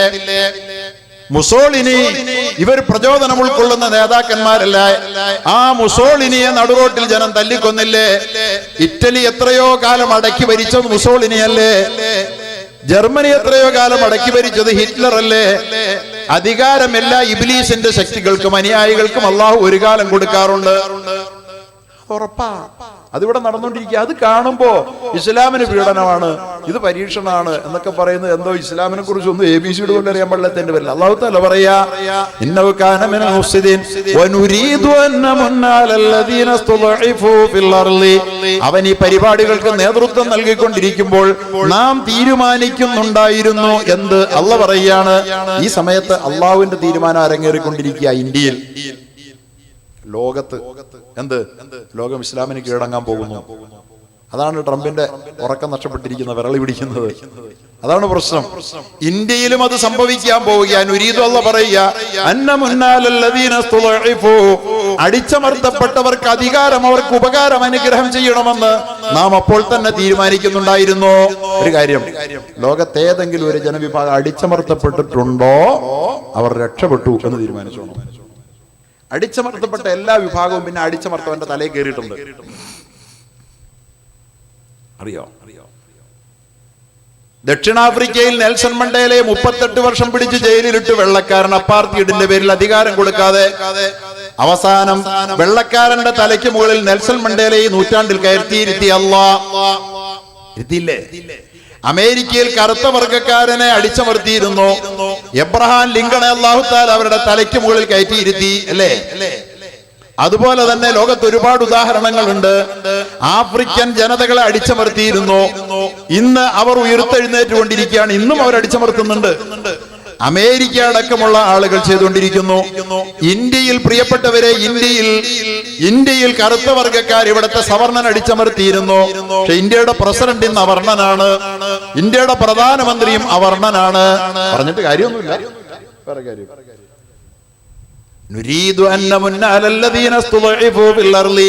അടിച്ചമർത്തപ്പെട്ട വർഗത്തിന് അധികാരം കൊടുക്കുമെന്നുള്ളത് നമ്മുടെ ഒരു സ്ഥിരമായ നടപടിക്രമമാണ്. നുരീദു എന്ന് പറഞ്ഞാൽ അത് മുബാരിയായ ഫീല, അതിങ്ങനെ തുടരുന്ന പരിപാടിയാണ്. ആരെ അടിച്ചമർത്തിയോ അവരെ തലയ്ക്ക് മുകളിൽ വരും. ഇപ്പോൾ ദളിതന്മാർ ഇന്ത്യ രാജ്യത്ത് അധികാരത്തിൽ വന്നു, ബ്രാഹ്മണന്മാരെ തള്ളി. കാരണം അടിച്ചമർത്തിയവർ ഇഷ്ടപ്പെട്ടവർ അവരായിരുന്നു. ഇന്നിവരെല്ലാം കൂടി ചേർന്ന് അടിച്ചമർത്തുന്നത് മുസ്ലിങ്ങളെയാണ്. എന്താ അതിന്റെ അർത്ഥം? അടുത്ത അധികാരം മുസൽമാനാണ് ഇന്ത്യയിൽ. 35 കോടി മുസ്ലിം ഉണ്ട്, ഒന്നും രണ്ടോന്നുമല്ല. ഇന്ത്യയുടെ അയൽ രാജ്യങ്ങളൊക്കെ കൂടി എടുത്താൽ ഹിന്ദുക്കളെക്കാൾ ഭൂരിപക്ഷം കൂടാ, കുറവൊന്നുമല്ല. പക്ഷെ അത് വേണ്ട. ഇന്ത്യ രാജ്യത്തെ ഈ സവർണന്മാരായ അടിച്ചമർത്തലുകാർ, ഇപ്പൊ പേരുകൊണ്ട് സവർണല്ലെങ്കിലും സവർണ മാനസന്മാർ എന്ന് പറഞ്ഞാൽ മതി. സവർണന്റെ വിടുപണിക്കാരാണ് ഈ അവർണന്മാർ, അധികാരത്തിലിരിക്കുന്നവർ. സവർണ രാജ്യം പണിയാൻ വേണ്ടി സവർണന് വിടുപണി ചെയ്തുകൊണ്ടിരിക്കുകയാണ്. അവർ വിടുപണിക്കാരാണ്. അങ്ങനെ ഒരാളുണ്ടായിരുന്നു ഫിറഔന്. അതാരാന്നറിയോ? അതിന്റെ തുടർച്ചയിൽ അല്ലാഹു പറയാ, ഇന്ന ഖാറൂന കാന മിൻ ഖൗമി മൂസാ ഫബഗാ അലൈഹിം. ഇന്ന ഖാറൂന, ഖാറൂൻ എന്ന് പറയുന്ന ഒരു ആഭ്യന്തരമന്ത്രി ഉണ്ടായിരുന്നു ഫിറഔന്. അവൻ കാന മിൻ ഖൗമി മൂസ, അവൻ മൂസയുടെ ആളായിരുന്നു, ജനതയിൽപ്പെട്ട ആളായിരുന്നു. എന്ന് പറഞ്ഞാൽ അധകൃതനായിരുന്നു, ദളിതനായിരുന്നു. അങ്ങനെയായിരുന്നു. ഇപ്പൊ തിരിച്ച പ്രധാനമന്ത്രി തന്നെയാണത്, ദളിതന്റെ പ്രതിനിധിയാണ്, അല്ലേ? പക്ഷെ പറഞ്ഞിട്ട് എന്ത് കാര്യം? അലൈഹിം, അവർക്കെതിരിൽ സവർണന് വേണ്ടിയിട്ട് അവൻ വിടുപണി ചെയ്തു, ഖിബ്തിക്ക് വേണ്ടി. അത് തന്നെ ഇവിടെ നടന്നുകൊണ്ടിരിക്കണേ. ഇപ്പോൾ അടിച്ചമർത്തപ്പെടുന്ന ജനത ഇന്ത്യയിൽ പരീക്ഷണം, എല്ലാ പരീക്ഷണത്തിലും അതാത് രാജ്യങ്ങൾ വിജയിച്ചിട്ടുണ്ട്. അടുത്ത കാലത്താണ് യൂറോപ്പിന്റെ നെഞ്ചകത്ത് ബോസ്നിയ, സെർബിയൻ ക്രിസ്ത്യാനികൾ, ക്രോട്ടുകൾ എന്ന് വിശേഷിപ്പിക്കപ്പെടുന്ന സെർബിയൻ ക്രൈസ്തവ ഭീകരന്മാർ അവരെ ഈ നൂറ്റാണ്ടിൽ ഏറ്റവും വലിയ വംശഹത്യക്ക് വിധേയമാക്കി. 3 ലക്ഷം ആളുകളെ. സ്ലോബോദൻ മിലോസവിച്ച് എന്ന് പറയുന്ന ആൾ ഇപ്പോഴും അതിന്റെ പേരിൽ ജയിലിൽ കിടക്കുക. ആ ഒരാളെ ജയിലിലിടുക എന്നുള്ളതല്ലാതെ ഐക്യരാഷ്ട്രസഭയൊന്നും അവർക്ക് ഇതിലൊന്നും ചെയ്തിട്ടില്ല. ആ ജനങ്ങൾ ആ യൂറോപ്യൻ മണ്ണിൽ അള്ളാഹുവിനെ അറിയാതെ അനുഗ്രഹങ്ങളുടെ നടുവിൽ ജീവിച്ചു. ഏതുവരെ? അവരുടെ വളരെ ദാർശനികനായ പ്രസിഡന്റ് അലിജ ഇസ്സത്ത് ബെഗോവിച്ച് അദ്ദേഹം പറഞ്ഞു, ഈ ബോസ്നിയൻ ജനത അത്രമാത്രം അള്ളാഹുവിൽ നകന്നു പോയിരുന്നു എന്ന് ചോദിച്ചാൽ, അവരുടെ ഈ പീഡനങ്ങളുടെ നാളുകളിൽ അവരുടെ ഇടയിലേക്ക് ഞാൻ കയറി ചെന്ന് പട്ടാളത്തലവനായ ഞാൻ അവരോട് സലാം പറഞ്ഞപ്പോൾ അവർ സലാം മടക്കിയത് കേട്ടെന്റെ കണ്ണുകൾ നിറഞ്ഞുപോയി. കാരണം ഒരു പട്ടാളക്കാരനും അതിനു മുമ്പ് സലാം മടക്കിയിട്ടില്ല. സലാം പറഞ്ഞാൽ മടക്കാൻ പോലും അറിയാതിരുന്ന ഒരു ജനതയായി ആ ജനത തകർന്നുപോയി. പടച്ചവന്റെ പരീക്ഷണം വന്നു. ഇന്ന് ബോസ്നിയൻ മുസ്ലിമീങ്ങൾ അൽഹംദുലില്ലാഹ് അള്ളാഹുവിലേക്ക് മടങ്ങി സന്തോഷത്തോടെ ജീവിക്കുക. ഏത് സമൂഹത്തിനും പ്രതിസന്ധി ഉണ്ട്, അത് അള്ളാഹുവിന്റെ സഹായത്തിന് മുന്നോടിയാണ് എന്ന് തിരിച്ചറിയാൻ നമുക്ക് കഴിയുമാറാകണം. അള്ളാഹു നമ്മെ അറിവ് നൽകി അള്ളാഹു അനുഗ്രഹിക്കുമാറാകട്ടെ. അതുകൊണ്ട് എല്ലാ വിഷമങ്ങളും